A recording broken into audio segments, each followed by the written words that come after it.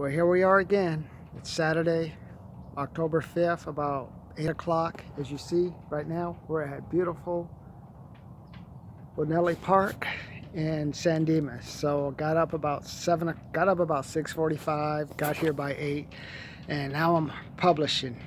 So here goes my rant on the day. When I was younger, I went to all guy high school, River Day High School, great school, middle of the hood on Avalon, on Central, off of Imperial.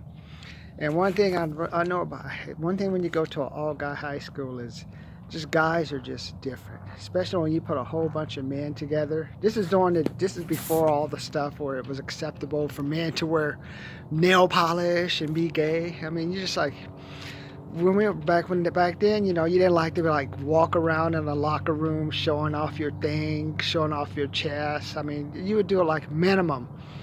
And it's just funny because I was at the gym the other day, and every time I go into the gym, the guys are worse than women, man. They're always posing in front of the mirror, taking pictures.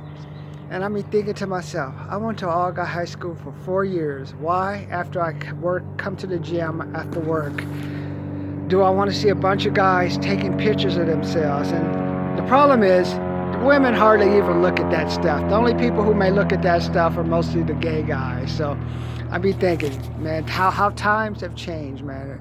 If you would have did that stuff during my time, man, just like when there were the black and white thing, and don't drink out my water fountain. If you were walking around in the locker room with your thing hanging out, posing, taking pictures, let's just cut to the chase, man. Are you gay, man? What's going on, bro? Did you just get out of county? Are you getting ready to are you in training for county? So I just thought that was funny. I just had to get that off my chest, man. Because I'm like, if you're a woman, I could see. People will pay to watch a woman. No one's going to pay to watch a guy unless you're gay. I mean, that's it. So on to that. Well, also, now I'm going to be working here today. Now I'm focusing on getting money for my next big sales conference. That's February 21st to 23rd in Vegas. So I'll be working this weekend, next weekend, and this weekend, next weekend, and October 19th, there's an event that's going to be in the city of 29 Palms I'm working. Because I'm beginning to think that recession, like I told you with the high gas prices, as gas prices go up, so will diesel. Well, I was on my way to this event today on the I-10 freeway, and that whole lane, the number 1 and number 2 lanes were full of trucks. Usually the trucks don't start their run for the seasonal until at least mid-October, early November. So there's really no use of those trucks making those runs right now because the stores aren't running any specials. So there's only 2 reasons they're going that. One, they know diesel's going up, so they want to try to get their goods in. So they'll get their goods in while diesel prices are low, and they'll get paid.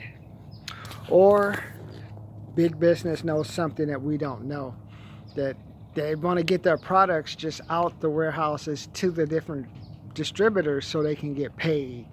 There's only 1 or 2 reasons. Either they know diesel prices going up, so now they're rushing their product not so much to market, but getting to the distributors, taking it to their warehouses so they can store it, but so they can get paid. So just in case that recession hits, like I've been telling you, and these companies start going out of business, these places want to make sure they at least get paid. So that's number 1. And number 2, I think, as the diesel prices go up, like I told you before, you're going to see the slowdown in all these warehouse jobs. Because I see people on the freeway rushing and stuff. I'm thinking to myself, you don't need to be rushing much longer, friend. As soon as those diesel prices start to go up, Mr. Amazon or Mr. Pep Boy or whatever little warehouse you're working at, they're going to cut your hours. So you don't have to worry about rushing as much anymore. So that's one thing that's going to happen.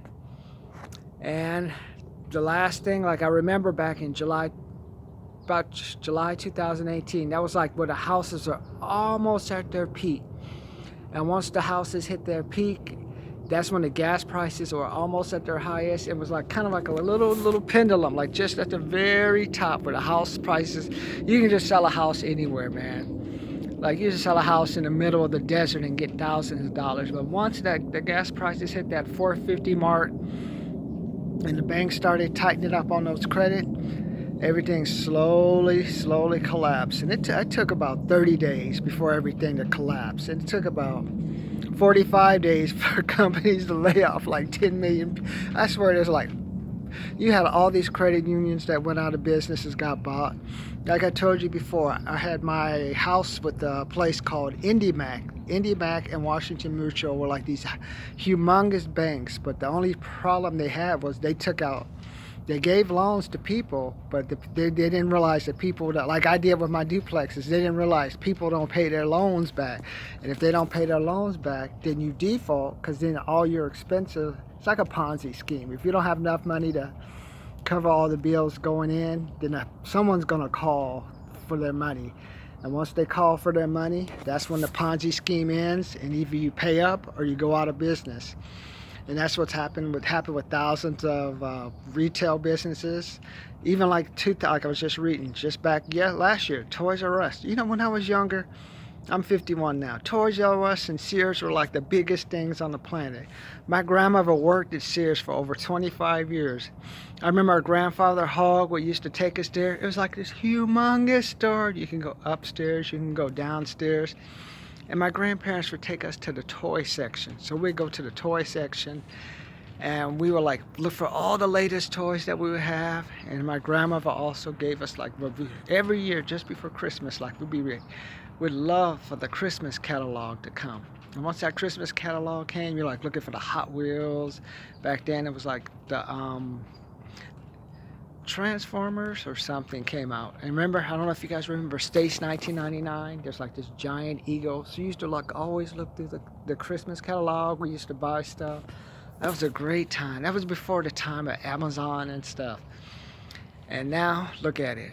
That place, if you ever go, used to be like that. They used to have like a giant place like on Soto and downtown LA. They used to own that entire area. Now basically out of existence. Even Toys R Us, man, Toys R Us, Jeffrey. That used to be like the bomb, man. You used to go to Toys R Us, you could buy everything. And I remember when video games first started coming out, we go to Toys R Us, we had us Atari, go buy the different games. And after Atari, you used to buy those handheld. You guys remember those electronic football games you used to play? I mean, those used to be like you used to have all those different games. Now, everything's on the computer now.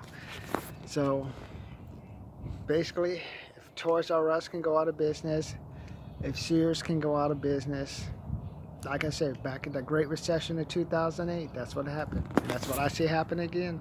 So you're asking, Martin, what can we do to protect ourselves? First thing you got to do, if you got like a luxury car, if you're going to keep it, make sure it's paid off, because I don't want you putting no cheap gas in it. That's the worst thing you can do. So if you have a car that's leased and you think you can keep it, I want you to go on and keep it. So, but realize that car is going to cost you money, man, because gas is not coming back down. And I see some of you already going to AM/PM. Think you'd be going to Costco saving money. You're not saving no money, man. You're just wasting time. So that's number one. Number two, I want you to do like me. I want you guys to give the weekend a break, man.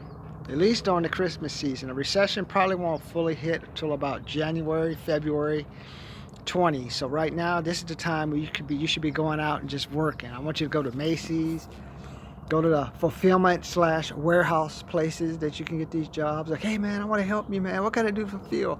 What can I do to help my Amazon overlord make money? I want you to go there and just like whatever you can do to help them out. And then I want you, like I told you before, I want you to put $100 to $500 up. Just put that money up, even if you spend it at the end of the month. I told you, put it up. I want you to see how it feels to have that extra money. Because like I say, you know, maybe 60 to 70% of people living paycheck to paycheck, and some of them can't even handle a $100 emergency. That was me, man. That was me back in 2008, bro. I was crying when I got fired from my job at Macy's. I was trying to do receiving, but I had duplexes that went in foreclosure. I had another house going in foreclosure. Oh, Bank of America, over $15,000. The brother was broke, and I didn't have $20 to my name. If I had $20, I'd make it last over a week. That's how bad it was. So now when I see like these recessions coming now it's like, okay, not messing around, starting putting money up, and I'm just giving the weekend off, man. Because one thing you got to remember during the recession, people are going to eat, people are going to drink. So get ready, it's coming.